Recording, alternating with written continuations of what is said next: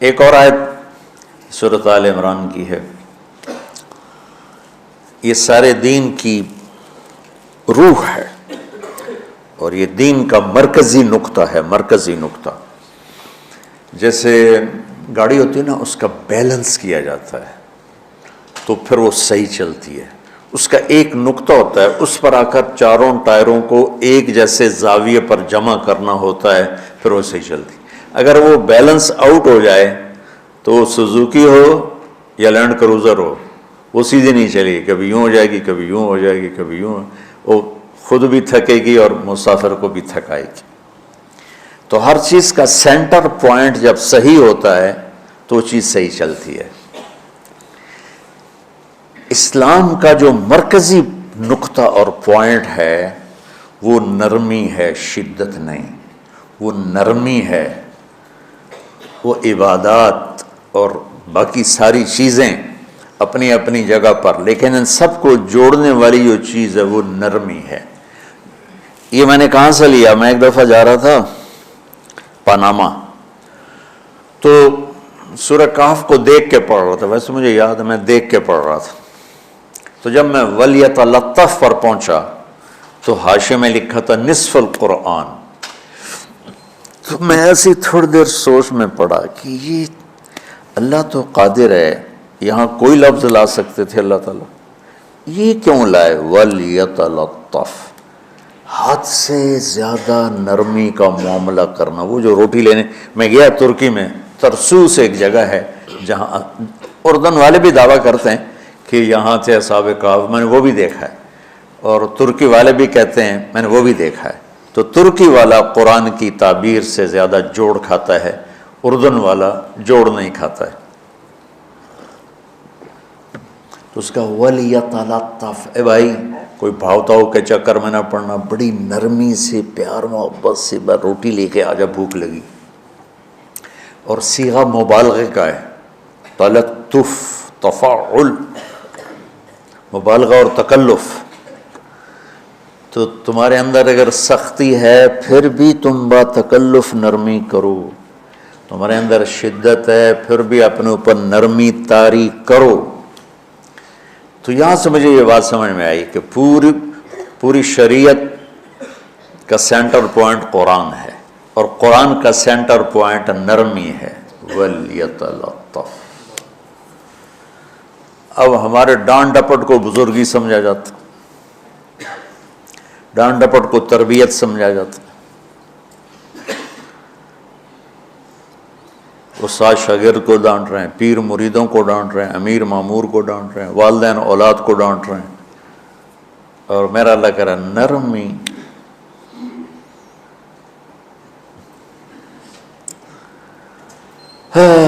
اب آیت سنو، یہ بات سمجھ میں آئے گی؟ اب آیت سنو، اللہ تعالیٰ فرما رہا ہے اپنے محبوب سے، فَبِمَا رَحْمَةٍ مِّنَ اللَّهِ لِنْتَ لَهُمْ وَلَوْ كُنْتَ فَظًّا غَلِيظَ الْقَلْبِ لَانفَضُّوا مِنْ حَوْلِكَ فَاعْفُ عَنْهُمْ وَاسْتَغْفِرْ لَهُمْ وَشَاوِرْهُمْ فِي الْأَمْرِ فَإِذَا عَزَمْتَ فَتَوَكَّلْ عَلَى اللَّهِ إِنَّ اللَّهَ يُحِبُّ الْمُتَوَكِّلِينَ۔ سبحان لِنْتَ لَهُمْ بِرَحْمَةِ اللَّهِ، یوں ہونا چاہیے، جو نحو کا قاعدہ ہے، فعل پہلے ہوتا ہے اس کے متعلقات بعد میں ہوتے ہیں۔ تو لِنْتَ لَهُمْ بِرَحْمَةِ اللَّهِ، آپ اللہ کی رحمت سے نرم ہو کے اپنے امت کے لیے۔ لیکن اللہ تعالیٰ نے فَبِمَا، اللہ نے اپنے نبی پر جتنے احسان قرآن میں بتلائے ہیں، أَلَمْ يَجِدْكَ يَتِيمًا فَآوَى وَوَجَدَكَ ضَالًّا فَهَدَى وَوَجَدَكَ عَائِلًا فَأَغْنَى أَلَمْ نَشْرَحْ لَكَ صَدْرَكَ وَوَضَعْنَا عَنْكَ وِزْرَكَ الَّذِي أَنْقَضَ ظَهْرَكَ وَرَفَعْنَا لَكَ ذِكْرَكَ إِنَّا أَعْطَيْنَاكَ الْكَوْثَرَ هُوَ الَّذِي أَيَّدَكَ بِنَصْرِهِ وَبِالْمُؤْمِنِينَ۔ اب قرآن میں دیکھو وَكَانَ فَضْلُ اللَّهِ عَلَيْكَ كَبِيرًا، اللہ نے قرآن میں اپنے نبی پر جو احسان کیے وہ بتائے اور جتلائے کہ ہم نے آپ کے ساتھ یہ کیا، یہ کیا، یہ کیا، یہ کیا۔ یہ احسان جیسے اللہ نے بتایا ہے نا اپنے نبی کو، یہ احسان نرمی والا، جس طریقے سے بتایا اس طریقے سے کسی احسان کو ذکر نہیں کیا. فَبِمَا، میرے ہاتھوں کو دیکھو، ہم جب کہتے ہیں بہت بڑا، اس سے آگے تو ہمارے ہاتھ نہیں جاتے نا. تو میرا ایک بھتیجا تھا تو دیر سے بولا، جب وہ گاڑی پہ ہوتا تو ہم کہتے کس چیز پر آئے ہو، تو وہ یوں کرتا، اور جب وہ بس پہ آتا تو کہتا ایسے ایسے کرتا، ایسے کہ بھئی بس بڑی ہوتی ہے نا تو اس کا یوں اشارہ کرتا، اور گاڑی چھوٹی تو اس کا یوں اشارہ کرتا.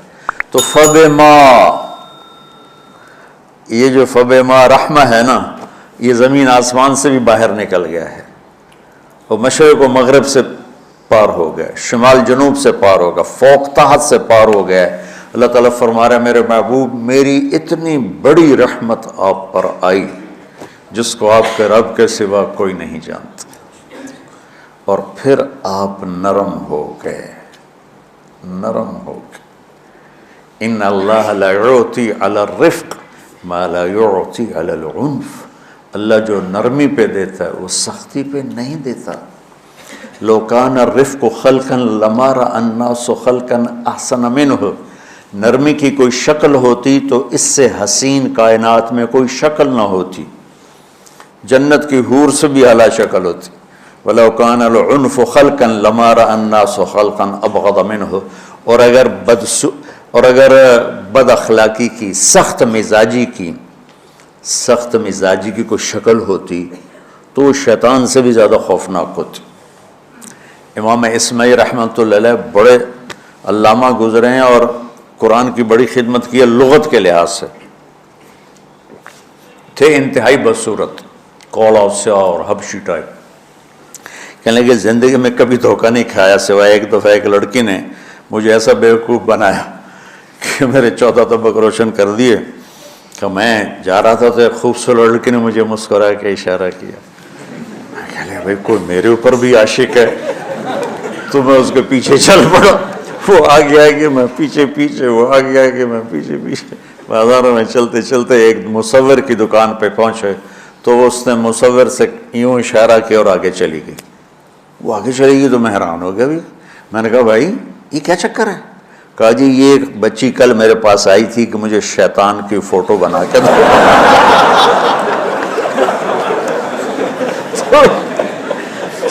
تو میں نے اس سے کہا بیٹی میں نے تو شیطان دیکھا نہیں، تو مجھے دکھا تو میں اس کا فوٹو بناؤں. تو آج تمہیں لے کر کہہ رہی تھی یہ ہوتا ہے، ایسا ہوتا ہے. تو اگر سختی کی کوئی شکل ہوتی نا تو شیطان سے بھی بدصورت ہوتی. تو ہماری زندگیوں میں جو آئی ہیں نا رکاوٹیں، اس کا کوئی بڑا سبب نہیں ہے. یہ اسباب ہیں چھوٹے چھوٹے مل کے بڑے ہو. زبان کی شدت، بول کی شدت، نظر کی شدت، تانے تشنی، مار پٹائی، اس نے ہمارے رشتوں کو تار تار کر دیا. اور میں قربان جو میرا اللہ تعالیٰ کہہ رہا ہے لو كنت فظا غلیظ القلب، اگر آپ کی زبان میں شدت ہوتی، آپ کے مزاج میں شدت ہوتی، لانفضوا من حولک. انفضوا کا مطلب بتایا تھا نا کل پرسوں، بھگدڑ مچ جانا، پیچھے مڑ کے نہ دیکھنا. معلم محمد مصطفیٰ جیسے ہوں صلی اللہ علیہ وسلم، اور طلبہ اصحاب رسول جیسے ہوں.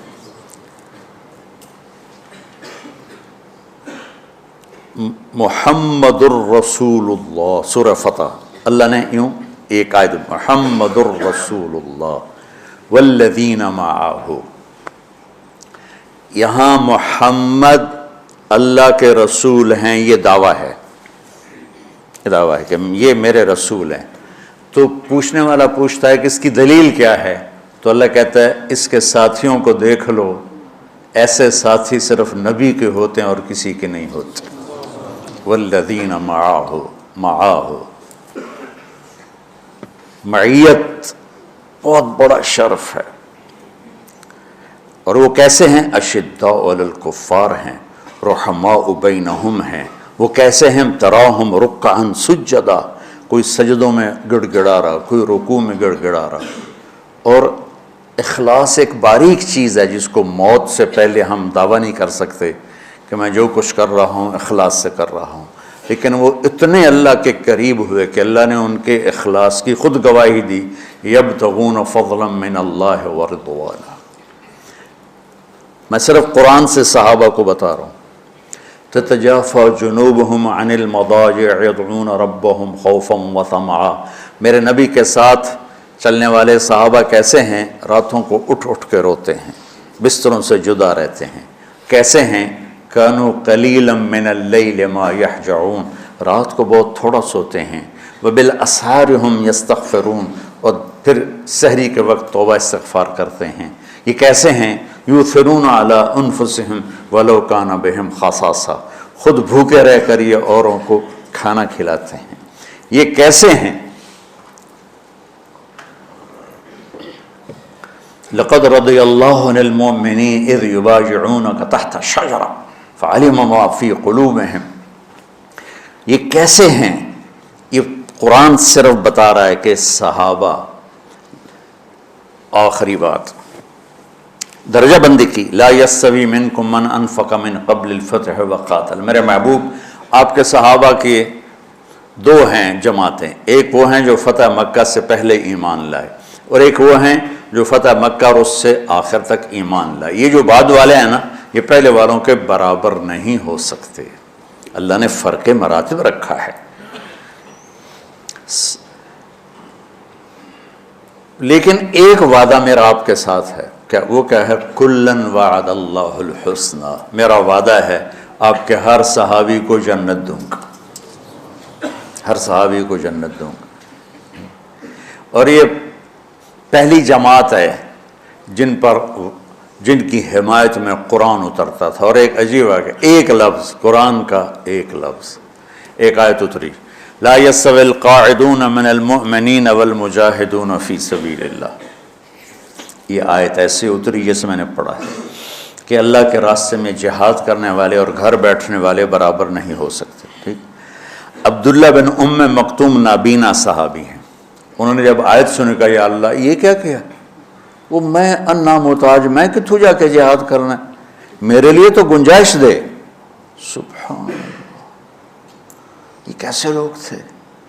جبریل دوڑے آئے اور وہی کیا لائے؟ ایک لفظ، صرف ایک لفظ کہ یا رسول اللہ، اللہ فرما رہے ہیں کہ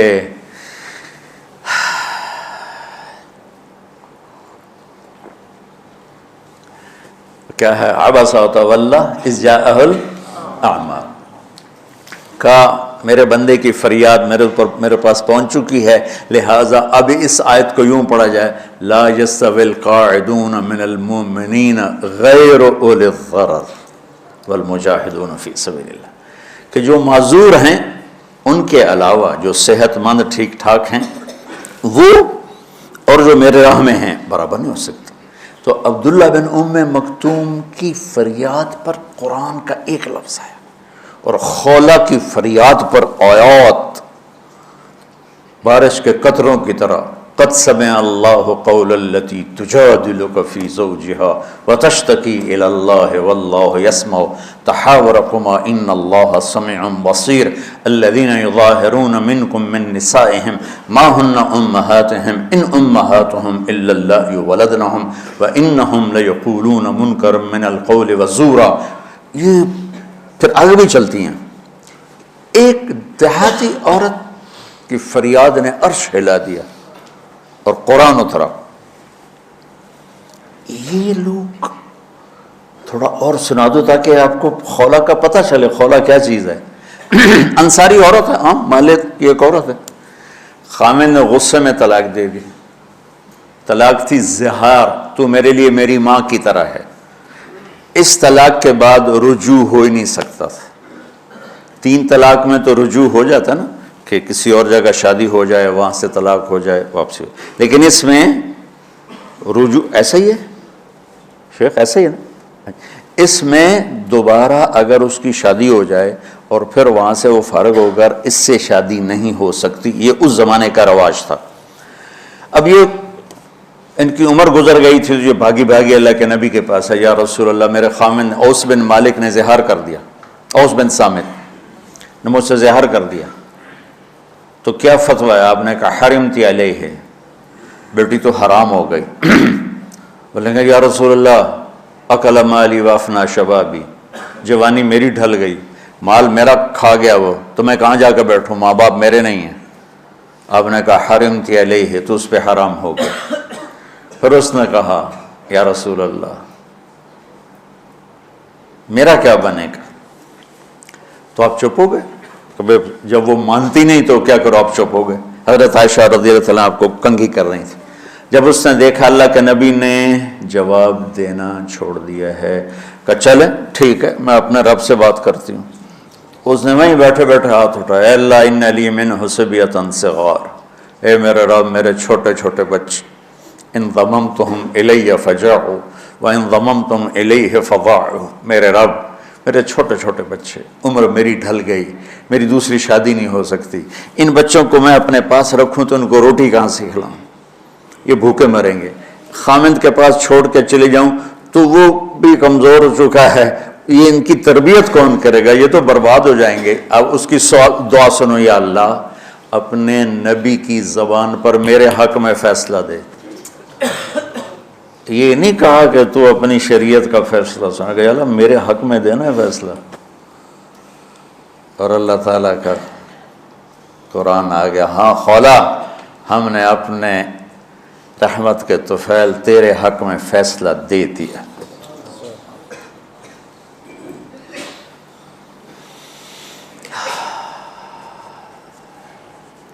اتنے بڑے مقام کے لوگ، لفظ کیا آ رہا ہے؟ لن فضوا من حولی، یہ آپ کو چھوڑ کے بھاگ جاتے۔ سختی اتنی بڑی بلا ہے کہ اتنے دھرتی نے کسی نبی کے ایسے ساتھی نہ دیکھے نہ دیکھے گی، اور ایسے عظیم انسان دنیا میں نہ آئیں گے انبیاء کے بعد، عظیم ترین انسانوں کا ٹولہ، لیکن وہ بشر تھے، ان سے خطائیں ہوئیں، ان سے گناہ ہوئے، پر اللہ نے کہا جاؤ ہم نے معاف کر دیا، کلا وعد اللہ الحسنی، جاؤ سب کے لیے جنت ہے۔ تو میرا اللہ کہہ رہا ہے میرے محبوب، اور اب تھوڑے سے احادیث سے سن لو۔ آپ نے کہا ابو بکر جنتی، عمر جنتی، عثمان جنتی، علی جنتی، طلحہ جنتی، زبیر جنتی، سعد بن ابی وقاص جنتی، عبد الرحمن بن عوف جنتی، ابو عبیدہ بن جراح جنتی، سعید بن زید جنتی، ایسا نا بلال جب جنت میں جاتا ہوں تیرے پاؤں کی آہٹ اپنے آگے آگے سنتا ہوں۔ جس نے جنتی عورت کو دیکھنا ہو ام رومان کو دیکھ لے، بڑے بڑا مناقب صحابہ اٹھا کے دیکھو۔ میرا ایک امتی آئے گا جنت کے دروازوں پر تو 8 دروازے کھل کے کہیں گے مرحبا ادھر آ جائیں، ادھر ادھر۔ سلمان فارسی ایسے ہوئے، یا رسول اللہ کون ہے یہ؟ تو آپ نے کہا یہ بیٹھا ہے ابو بکر، اس کو جنت کے 8 دروازے پکاریں گے۔ عمر ایک محل دیکھا بہت عالیشان، میں سمجھا میرا ہے، جب جانے لگا تو فرشتے نے کہا آپ کے غلام عمر بن خطاب کا ہے۔ عثمان جنت میں ہر نبی کا رفیق ہے، میرا رفیق تو ہے۔ پھر حضرت علی کا ہاتھ پکڑ کے کرتے کرتے کرتے یہاں لگا لیا، علی تو بھی خوش ہو جا، جنت میں تیرا گھر میرے گھر کے سامنے ہے۔ طلحہ زبیر، ہر جنتی کا ایک خادم، میرے 2 خادم طلحہ اور زبیر۔ تو اس ایک لائن لگی پڑی ہے، اور میرا اللہ کہہ رہا ہے میرے محبوب اگر آپ کے مزاج میں شدت ہوتی تو ایسے عظیم الشان لوگ آپ کو چھوڑ کے بھاگ جاتے۔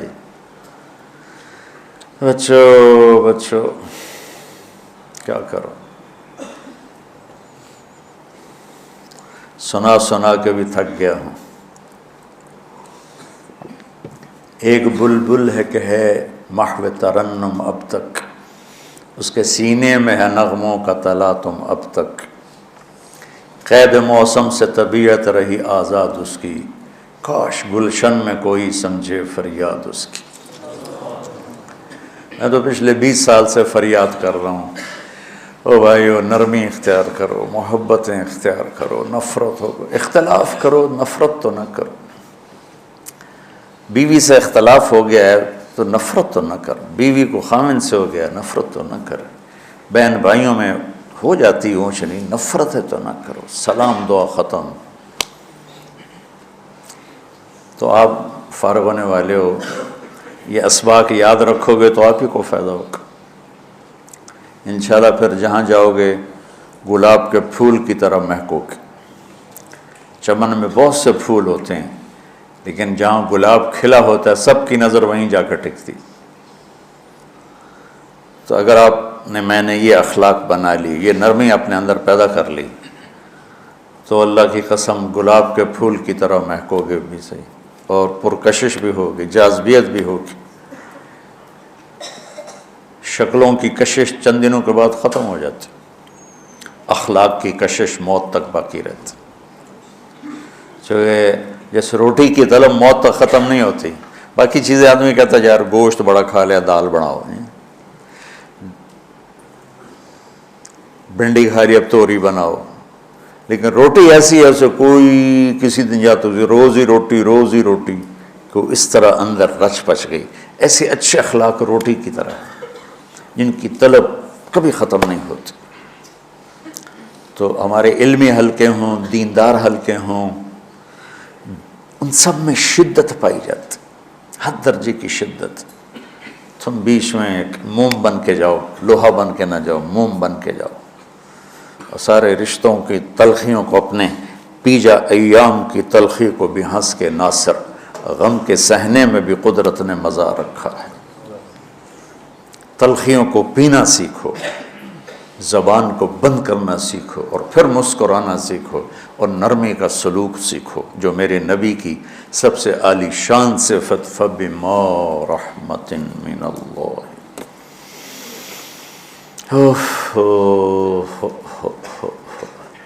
یہ واقعہ پتہ کب کا ہے؟ جب احد کی لڑائی میں شکست ہو گئی نا، تو کافی سارے صحابہ میدان چھوڑ کے دوڑ گئے۔ تو جب ابو سفیان کا لشکر واپس چلے گیا تو وہ واپس آئے، اور سب ڈرے ہوئے تھے کہ اب ہمیں بڑی ڈانٹ پڑے گی، ہمیں بڑی ڈانٹ پڑے گی۔ شہاب الدین غوری نے تراوڑی کی پہلی جنگ لڑی تھی پرتھوی راج کے خلاف۔ ہم جو چوہان راجپوت ہیں ہم اس کی نسل سے ہیں، پرتھوی راج، تو وہ شکست ہو گئی۔ تو جن افغانی سرداروں نے دوڑ لگا دی تھی نا، اس نے سارا سال ان کے منہ کے اوپر نہ توبڑے چڑھا دیے تھے، بوجھا نہیں ہوتا، بوجھا سیکھ ان کے منہ پہ چڑھا دیا تھا، پورا سال ان کے منہ پہ وہ بوجھے لگے رہے کہ یہ وہ ہیں جو بھاگ گئے تھے۔ بادشاہ تو یوں کرتے ہیں۔ میرے نبی کے صحابہ جب سہمے آئے کہ بس دیکھو اب کیا بنتا ہے، تو آپ نے مسکرا کے ان کا استقبال کیا، آؤ بھائی آؤ بھائی آؤ بھائی۔ اس پر میرے اللہ نے یہ کہا، واہ میرے محبوب، یہ آپ کے رب کا آپ پہ احسان ہے کہ آپ نرم ہو گئے، ورنہ ایسے موقعوں پہ تو ڈانٹ ٹپٹ ہوتی، سوڑوا دیا جاتا۔ استنبول کا قلعہ فتح نہیں ہو رہا تھا، سلطان محمد فاتح 21 برس کی عمر، تو اس نے سپہ سالار کو بھرے مجمع میں کوڑوں سے اس کی پٹائی شروع کر دی، اور اس کو ہٹا کے دوسرے کو لگا دیا۔ اور میرے نبی کہہ رہے ہیں آؤ بھائی آؤ بھائی آؤ۔ اوپر اللہ کی محبت دیکھو، اللہ تعالیٰ کہہ رہا ہے میرے نبی معاف کر دیں، پہلے ہی آپ نے معاف کر دیا، پر میں بھی سفارش کرتا ہوں آپ ان کو معاف کر دیں۔ اور آگے کہتے ہیں وَاسْتَغْفِرْ لَهُمْ، اور آپ مجھے بھی کہیں کہ میں بھی معاف کر دوں۔ کیا لوگ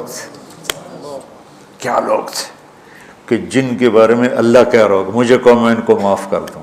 سبحان، ایسے عظیم لوگ بھی شدت برداشت نہ کر پاتے۔ بھائیو میری فریاد سمجھو اللہ کے واسطے، نرمی اختیار کرو، نرمی اختیار کرو، نرمی اختیار کرو۔ سختی کے بغیر جی کام نہیں چلتا ہے، ارے یہ بکواس ہے، تمہارے نفس کی شرارت ہے۔ میرے نبی فرما رہے ہیں نرمی پہ جو اللہ کرتا ہے وہ سختی پہ نہیں کرتا ہے۔ ٹھیک ہے، سر ساتھ نہیں دے رہا درد کی وجہ سے، اسی میں برکت سمجھ لو۔ سبحانک اللہم و بحمدک، اشہد ان لا الہ الا انت، استغفرک و اتوب الیک۔ اللہم انا نسألک من خیر ما تعلم ونعوذ بک من شر ما تعلم ونستغفرک لما تعلم انک علام الغیوب برحمتک۔ جی تو فرینڈس، یہ آپ سن رہے تھے مولانا طارق جمیل صاحب کا بیان، جس میں انہوں نے مولا کائنات حضرت علی کرم اللہ وجہ الکریم کی شان اقدس بیان کی، اور بہت خوبصورت بیان، بہت زبردست بیان، بہت انفارمیٹیو ویڈیو۔ امید ہے کہ آپ کو اچھی لگی ہوگی۔ اگر آپ کو ویڈیو اچھی لگی ہے تو اس کو لائک کیجئے، کمنٹ کیجئے، اور ساتھ ہی دوستوں میں بھی شیئر کیجئے، اور امید ہے کہ آپ نے میرے چینل کو سبسکرائب کر لیا ہوگا۔ اگر نہیں کیا تو جلدی اس کو سبسکرائب کر کے بیل کے آئیکن کو ضرور کلک کیجئے گا، تاکہ ہر نئی آنے والی ویڈیو آپ تک پہنچائی جا سکے۔ بہت شکریہ۔